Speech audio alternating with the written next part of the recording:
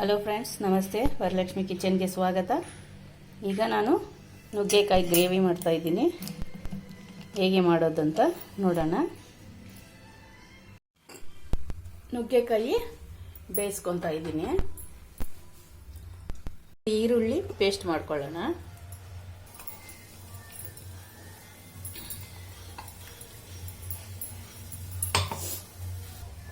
ಎರಡು ಟೊಮೊಟೊನು ಪೇಸ್ಟ್ ಮಾಡಿಕೊಂಡು, tomato paste, ಇಷ್ಟು ತೆಂಗಿನಕಾಯಿ ಗೋಡಂಬಿ ಸ್ವಲ್ಪ ಹಾಕಿ ಇದನ್ನು ಪೇಸ್ಟ್ ಮಾಡ್ಕೊಳ್ಳೋಣ. ಸ್ವಲ್ಪ ಎಣ್ಣೆ, ಸಾಸಿವೆ,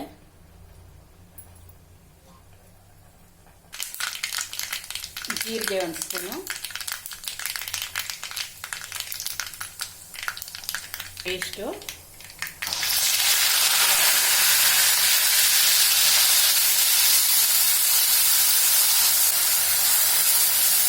ಹಸಿ ವಾಸನೆ ಎಲ್ಲ ಹೋಗಬೇಕು. ಸ್ಪೂನು ಚಿಲ್ಲಿ ಪೌಡರು, ಅರ್ಧ ಸ್ಪೂನು ಅರಿಶಿನ, ಒಂದು ಸ್ಪೂನು ಧನಿಯಾ ಪೌಡರು,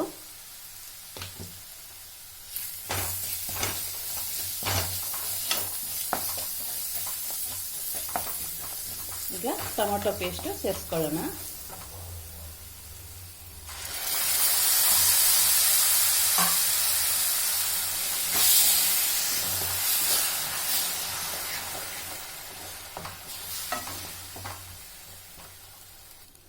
ಹಸಿ ವಾಸನೆ ಹೋಗೋ ತನಕ ಫ್ರೈ ಮಾಡ್ಕೋಬೇಕು.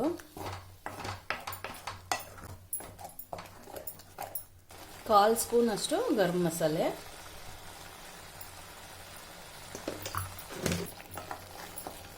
ರುಚಿಗೆ ತಕ್ಕಷ್ಟು ಉಪ್ಪು.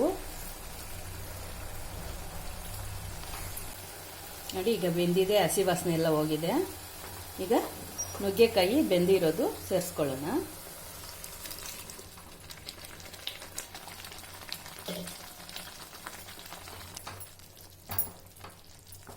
ಒಂದು 5 ನಿಮಿಷ ಮಸಾಲೆನಲ್ಲಿ ಬೇಯಬೇಕು.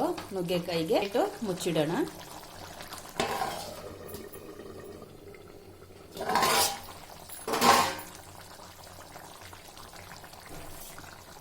ಈಗ 5 ನಿಮಿಷ ಆಗಿದೆ.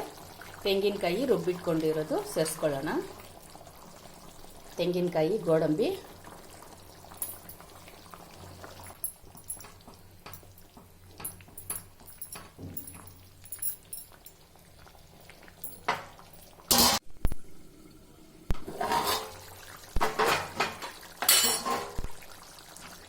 ನುಗ್ಗೆಕಾಯಿ ಗ್ರೇವಿ ರೆಡಿಯಾಗಿದೆ. ಚಪಾತಿಗೆ, ಅನ್ನಕ್ಕೆ ಎಲ್ಲ ಚೆನ್ನಾಗಿರುತ್ತೆ. ಟೇಸ್ಟ್ ನೋಡೋಣ ಈಗ.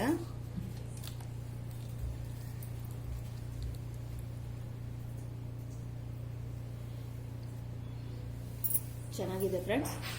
ನೀವು ಈ ಥರ ಮಾಡಿ ತಿನ್ನಿ. ನನ್ನ ವಿಡಿಯೋ ಇಷ್ಟ ಆಗಿದ್ರೆ ಲೈಕ್ ಮಾಡಿ, ಶೇರ್ ಮಾಡಿ, ಸಬ್ಸ್ಕ್ರೈಬ್ ಮಾಡಿ. ನನ್ನ ಚಾನಲ್ ನೋಡಿದ್ದಕ್ಕೆ ಧನ್ಯವಾದಗಳು.